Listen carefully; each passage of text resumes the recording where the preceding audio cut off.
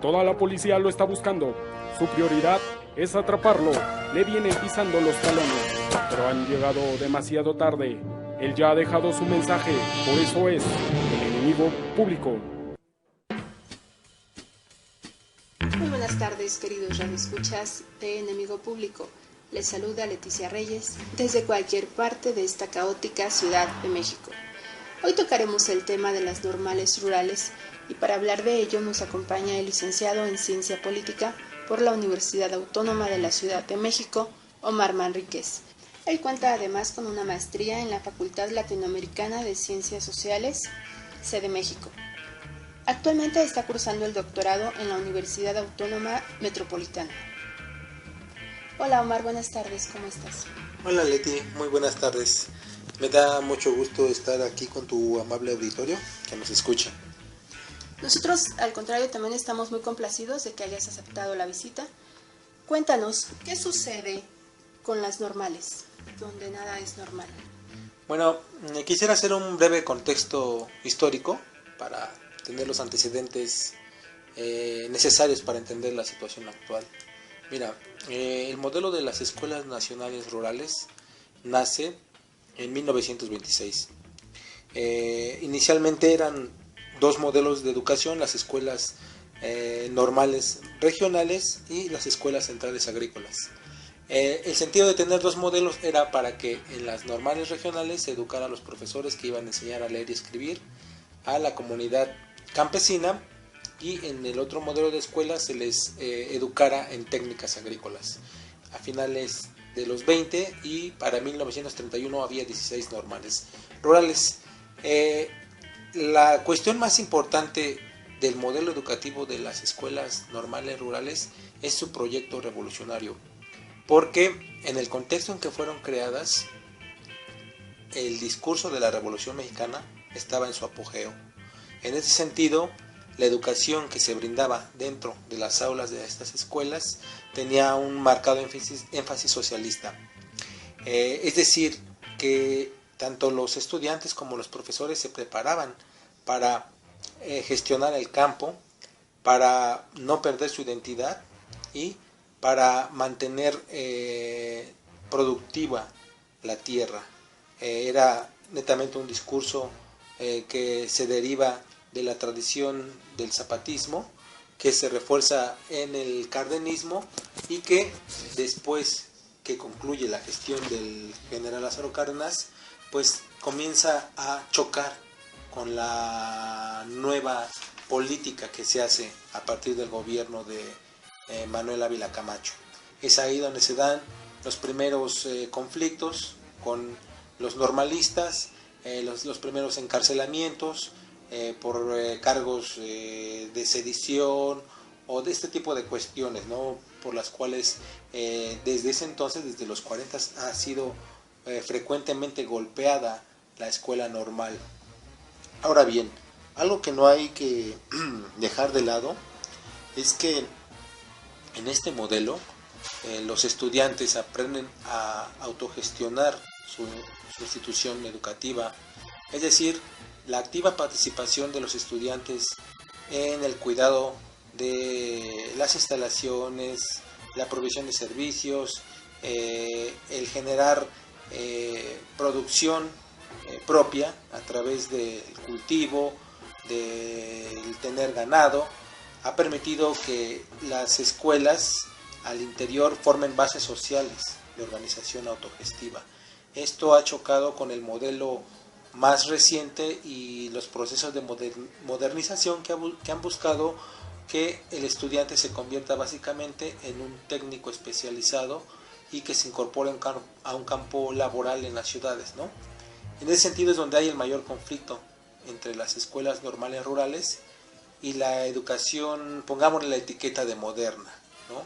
En el sentido de que los estudiantes buscan un arraigo en sus identidades con el campo, y el sistema político mexicano, pues a partir del neoliberalismo, ha descuidado no solamente en la cuestión de presupuestos, sino también en cuestiones de provisión básica de infraestructura, la educación, servicios y lógicamente el presupuesto que se debe destinar al campo, ¿no? Que Es una realidad bien conocida que el campo ha sido abandonado desde la firma de los tratados. Ha sido un golpe también duro para la producción agrícola y la identidad campesina.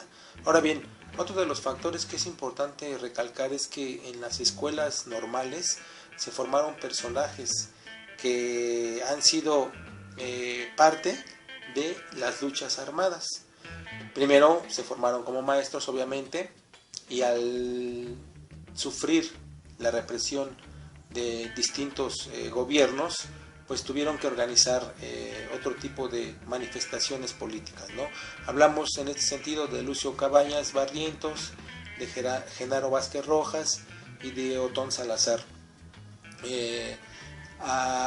Vendría bien a recordar al auditorio que Lucio Cabañas fue el fundador del Partido de los Pobres, el secretario general de la Federación de Estudiantes Campesinos Socialistas Mexicanos, y que el gobierno finalmente, luego de que organizara una lucha por esto que te mencionaba anteriormente, ¿no? La lucha por obtener recursos, reconocimiento, mayor presupuesto para el campo, pues finalmente termina en un enfrentamiento con el gobierno que desencadena en la muerte de Lucio Cabañas, ¿no? A partir de ello, pues la identidad de los estudiantes ha sido forjada por los ideales de estos luchadores sociales, por el discurso revolucionario del cardenismo, por esta vena que viene también del discurso zapatista de Tierra y Libertad, y por toda una serie de componentes ideológicos que en el campo han tenido un arraigo muy fuerte. En ese sentido, a partir de los 90 se escriben capítulos cruentos en la historia de las normales. Por ejemplo, si recordamos, en 1995 Rubén Figueroa, gobernador, fue el responsable de la masacre de Aguas Blancas, en la cual murieron un grupo de campesinos que se habían organizado para hacer una manifestación. En el 2005, 2007, 2011 es el capítulo más reciente, en el cual Ángel Aguirre pues entra en un proceso de conflicto también con las normales cuando éstas piden mayor presupuesto, y hubo en ese sentido una movilización como las que vienen haciendo tradicionalmente los estudiantes normalistas, y tomaron la carretera del Sol. Entonces, en ese sentido, el conflicto derivó en la muerte de 2 estudiantes. Se habían implicado en estos acontecimientos los policías ministeriales, o también se sospechaba de los policías federales. Entonces, este es el contexto, son los antecedentes. Se puede decir con claridad que las escuelas normales han tenido un conflicto con el gobierno, o en el sentido contrario, el gobierno ha tenido un conflicto con las escuelas normales, por lo cual esto que se vive en Ayotzinapa tiene sus referentes históricos desde los 40. Entonces, ha sido una lucha sistemática contra las normales, y los normalistas han sido, digamos, una comunidad perseguida desde ese entonces. Desde entonces. Omar, dame un momento y seguimos conversando. Estamos aquí en Enemigo Público. Y ahora, en Enemigo Público, un poco de historia.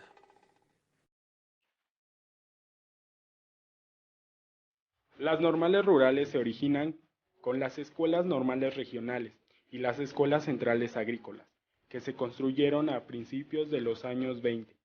Las normales regionales deberían formar maestros que en breve tiempo estuvieran capacitados para enseñar a leer y escribir, e introducirían nuevas técnicas de agricultura. Las centrales agrícolas se formaron durante la administración de Plutarco Elías Calles, como un proyecto que, con moderna maquinaria y una organización cooperativista, debía mejorar la producción del agrario mexicano. Los estudiantes serían de origen campesino y la estructura cooperativa haría posible una autosuficiencia que, se esperaba, complementaría necesidades de las comunidades aledañas. En 1926, las regionales campesinas pasaron a ser normales rurales, y para 1931 existían 16.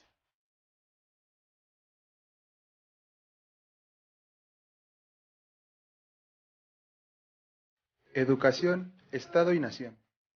Junto con el reparto agrario, el acceso a la educación fue una de las conquistas sociales más importantes de la revolución que, a pesar de la derrota de las fuerzas populares de Emiliano Zapata y Francisco Villa, prometían mejorar la condición de pobreza en la cual se encontraba la mayoría de la población mexicana. La filosofía detrás de las normales rurales era emblemática del nuevo orden revolucionario: terminar con la rigidez de la estructura social porfirista e implementar los principios de la justicia social, delineados en la Constitución de 1917, mientras que se hacía del pueblo mexicano una sociedad moderna.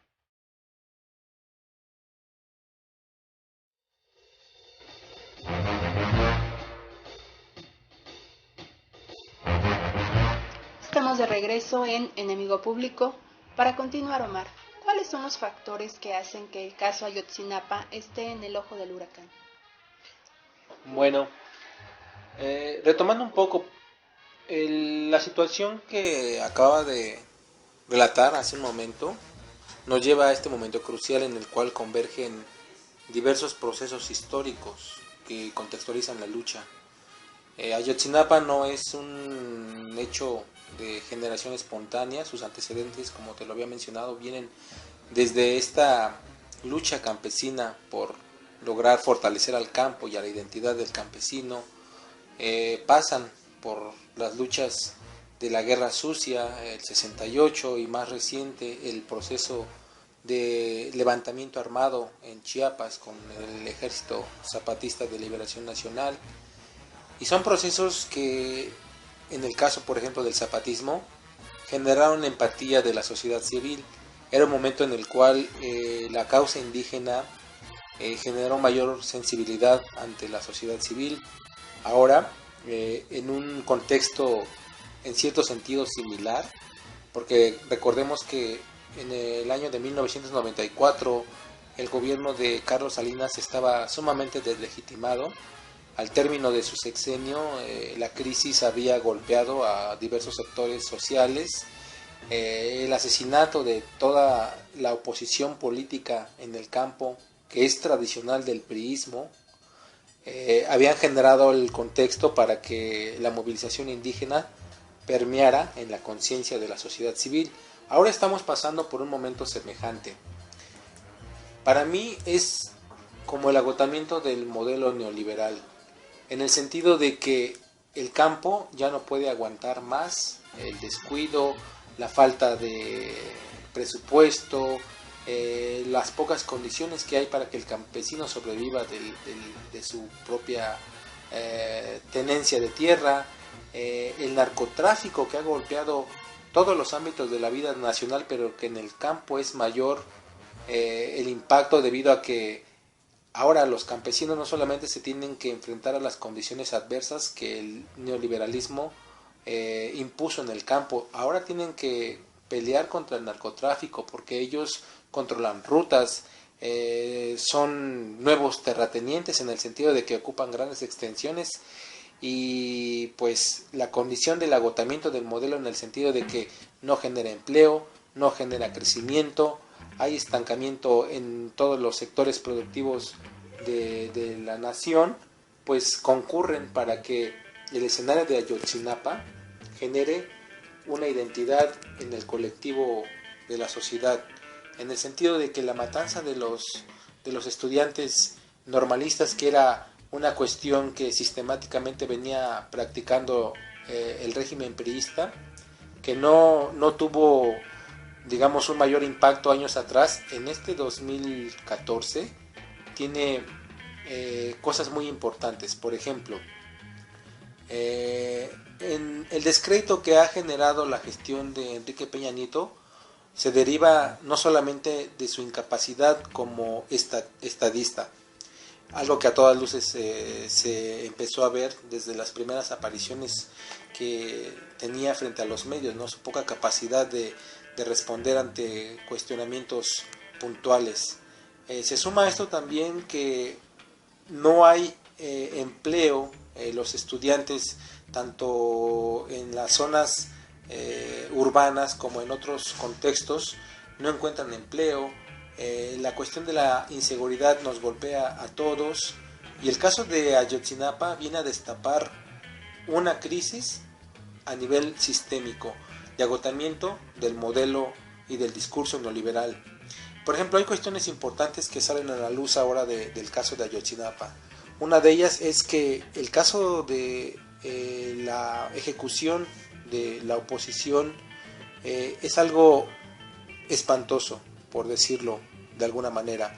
Por ejemplo, la ONU tiene un grupo de trabajo que le dio seguimiento al caso, que le ha dado seguimiento a muchas demandas y denuncias que han habido en esta entidad.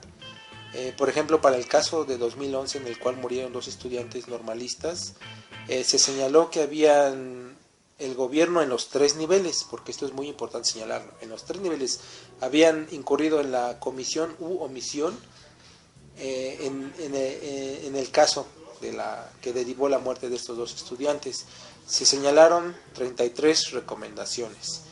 Entre ellas se señaló que había criminalización de la protesta, abuso de autoridad, exceso de fuerza, violación de los derechos del niño, de la mujer, persecución, que no se le dio garantías a los detenidos, no hubo un debido proceso, en fin, cuestiones que ya no son de forma, sino que ya son situaciones sistemáticas en las cuales no solamente está implicado el gobierno municipal, sino el estatal y el federal. Ayotzinapa destapa la cuestión de las fosas clandestinas. En Guerrero se documentaron alrededor de 3.400 ejecuciones. El caso ha trascendido hacia el exterior, por ejemplo, el seguimiento de la Organización de las Naciones Unidas, Human Rights también ha dado seguimiento al caso, Amnistía Internacional y diversos medios de comunicación en el mundo, por el hecho de que las fosas clandestinas revelan otra realidad, que en México las ejecuciones son un caso típico de cómo se soluciona la disidencia social y la oposición a un modelo neoliberal que ya está agotado y que ya no da para más en el campo y ahora en la ciudad también. Omar, te vuelvo a interrumpir. Vamos a una cápsula del Progresamos en un momento. Esto es Enemigo Público.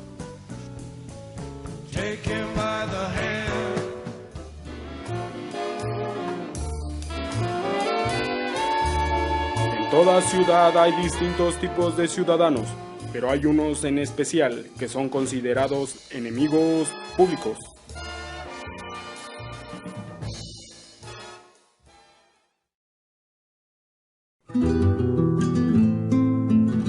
Desgraciados los pueblos donde la juventud no haga temblar al mundo, y los estudiantes se mantengan sumisos ante el tirano.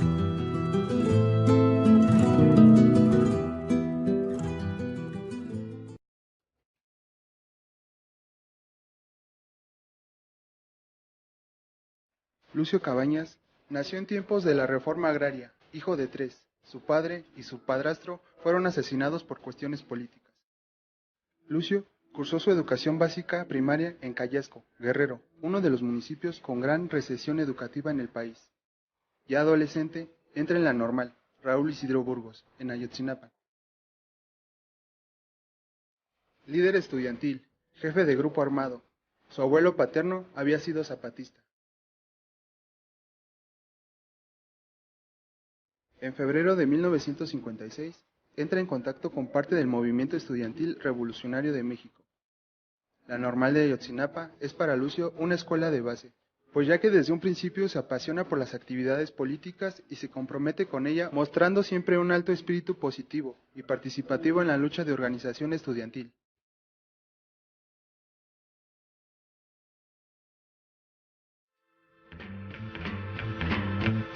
Estamos de regreso en Enemigo Público en esta última parte del programa.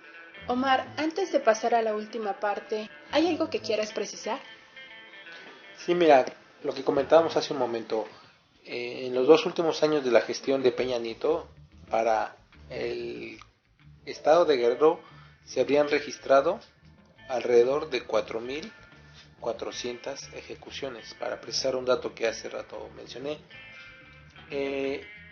Por ello, se han pronunciado, por ejemplo, La Oficina del Alto Comisionado de las Naciones Unidas para los Derechos Humanos, Amnistía Internacional, Human Rights Watch, el Sistema Interamericano de Derechos Humanos, entre otros actores de corte internacional. Debemos de recordar que no es la primera vez que México está en el ojo del huracán. Ya en el contexto de la guerra sucia, México fue sancionado por la Corte Interamericana de Derechos Humanos. Además, como lo veníamos señalando hace un momento, Ayotzinapa destapa lo que es una situación que se vive a nivel nacional, casos de corrupción, control subnacional del narcotráfico, la matanza de Tlatlaya, los casos de la guardería ABC, que aunque son en otro sentido de comisiones de delito diferentes, tienen que ver con la inoperatividad de las autoridades, tienen que ver con una impunidad y corrupción a nivel sistémico, casos que implican a funcionarios de todos los niveles, señalamientos puntuales de abusos del ejército, de la existencia de paramilitarismo. Todas estas cuestiones cobran relevancia en el escenario de Ayotzinapa porque la sociedad civil ha llegado a un hartazgo. Actualmente el caso de la Casa Blanca, de la compra del avión presidencial y un sinnúmero de cuestiones en las cuales la élite política se despacha, como se dice coloquialmente, con la cuchara grande, pues molesta aún más a la ciudadanía porque no hay, como lo habíamos mencionado, no hay crecimiento, no hay condiciones que te den una esperanza para poder sacar adelante a tu familia, poder formar un patrimonio, poder tener un proyecto de vida en un contexto de seguridad. Todas estas situaciones de hartazgo, de ver cómo sistemáticamente el gobierno es cómplice o es omiso o no hay ningún tipo de castigo para estas cuestiones, la gente puede ser secuestrada, masacrada, desaparecida y no hay ninguna consecuencia. Por ello me parece que Ayotzinapa está poniendo en el centro de la mesa la inoperatividad del sistema de justicia. Una democracia tiene que ser catalogada como tal a partir de que pueda garantizar un sistema legal, un Estado de Derecho que garantice condiciones de acceso a la justicia, y son cuestiones básicas que si un régimen no puede garantizarlo, entonces estamos hablando de que la sociedad está movilizándose para exigir este derecho. Omar, ya para finalizar esta última parte del programa, ¿cuáles crees que son los posibles escenarios en caso de que los normalistas aparezcan vivos o muertos?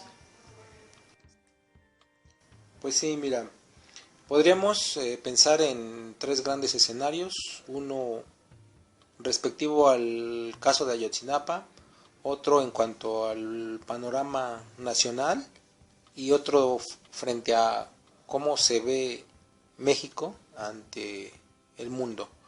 Primeramente, para el caso de Ayotzinapa, si los estudiantes aparecieran vivos, pues creo que bajaría un poco la tensión. Todos desde el fondo del corazón queremos que este sea el escenario, pero en caso de que se encuentren los restos de los estudiantes, podría configurarse un crimen de lesa humanidad en el sentido de que, como está establecido en el Estatuto de Roma de la Corte Penal Internacional, hay suficientes elementos para considerar que el agravio del Estado ha ocurrido contra una población específica, que son los normalistas. Ahora bien, está ya de alguna manera comprobada la desaparición forzosa, en este caso y en muchos más, por lo cual el hecho de que aparecieran los restos de los compañeros normalistas pues vendría a exacerbar la situación que se vive en el estado de Guerrero, No basta con la renuncia de un edil, tampoco con la renuncia de un gobernador. Esto debe de trascender más allá, porque la corrupción y los operadores que están involucrados en el crimen organizado alcanzan todas las esferas y los ámbitos del gobierno, no solamente de Guerrero. Están documentados casos en muchísimas entidades federativas que nos tardaríamos mucho en mencionar, pero es un hecho de que el Estado en muchas de sus estructuras y niveles está en una complicidad o conformando una mafia con el crimen organizado. Ahora bien, en un escenario nacional, las movilizaciones, como ya lo habíamos señalado anteriormente, responden a un momento de hartazgo de la sociedad. Se articula a este hartazgo el hecho de que la población ya no cree en el discurso gubernamental que se transmite en medios, a pesar de que gastan propaganda para convencer a la sociedad civil de una versión oficial y de una postura del Estado frente a los hechos. Porque a la sociedad civil lo que realmente le molesta, aparte de lo que es este nivel de impunidad y de corrupción, es que desde el discurso del Estado se le trate de engañar. La versión presentada por el procurador es a todas luces risible. En primera, porque no pueden calcinarse y consumirse cuerpos a una temperatura no menor de los 1200 grados centígrados según especialistas, y son condiciones que no se dieron en el escenario que presenta la Procuraduría. El día en que ellos presentan que sucedieron los hechos, hubo lluvia torrencial, lo cual también complica el escenario, además de que no hay evidencias fehacientes en la zona de que haya habido un proceso de combustión como el requerido para que se desintegraran los cuerpos. Ahora bien, ya lo hemos señalado, la crisis del sistema político mexicano está atada a una crisis del modelo neoliberal. En ese sentido, la gente que se está movilizando está inconforme con las acciones del gobierno, la gente que está movilizada y la que es realmente la que alimenta los procesos de cambio en las democracias, la gente que exige los derechos. Pues esta gente que estamos movilizados no nos vamos a conformar con nuevas versiones inverosímiles. La gente no se va a tranquilizar con que haya la remoción de algún funcionario. Estas cuestiones requieren un cambio profundo. En ese sentido, me parece que en el escenario de que los estudiantes aparecieran y sus restos, pues seguiría alimentando un proceso que ya está puesto en marcha, de una exigencia de que el sistema político y sus formas tienen que cambiar definitivamente. Se está exigiendo mayor democracia en cuanto a la vía de acceso al poder. Ya no podemos depender de los partidos políticos. La mayoría, o si no es que todos, están deslegitimados en un nivel semejante. El acceso a los medios de comunicación, el acceso democrático, es un eje trascendental en esta lucha por la democracia. Como bien sabemos, a México lo controla un duopolio, y en este caso somos un caso muy particular en el mundo, que no se registra en otras latitudes este control de los medios. Por ello, una de las demandas de la sociedad civil es la democratización de los medios. Ahora bien, en cuanto al escenario internacional, como ya lo hemos comentado, hay comisiones en la Organización de las Naciones Unidas, diversos organismos que vigilan el seguimiento de los derechos humanos. Se han pronunciado naciones como Uruguay, Bolivia, Francia acaba de publicar un artículo en Le Monde que habla del Estado mafioso, y me parece que alrededor del mundo el seguimiento de la causa de los 43 normalistas ha tomado tal envergadura que se ve muy difícil un escenario en el cual el gobierno se atreva a utilizar la represión para suplantar esta demanda legítima de la entrega ya sea de los restos de los estudiantes normalistas o de la aparición de los mismos. Por ello creo que se avecinan grandes cambios, ¿no? Cambios profundos, en el sentido de que no se puede tolerar un régimen con este nivel de corrupción, de inoperancia y de uso represivo de las fuerzas. Y en otro sentido, me parece que si la jugada es, o la elección del Estado es utilizar todo este caudal de cuerpos represivos en los cuales se ha invertido multimillonarias cantidades de dinero, pues me parece que ya hay una prensa internacional que está muy al pendiente de lo que pudiera hacer el gobierno mexicano si decidiera actuar de manera autoritaria y represiva. Omar, muchas gracias por haber estado con nosotros. Al contrario, yo agradezco su amable invitación y espero que no sea la última vez que andemos por aquí. Queridos radioescuchas, hemos llegado a la parte final de este programa. Damos las gracias por su amable atención. Les esperamos la próxima semana. A nombre de todo el equipo les doy las gracias. Se despide de ustedes Leticia Reyes. El enemigo público ha logrado su cometido. Hasta pronto.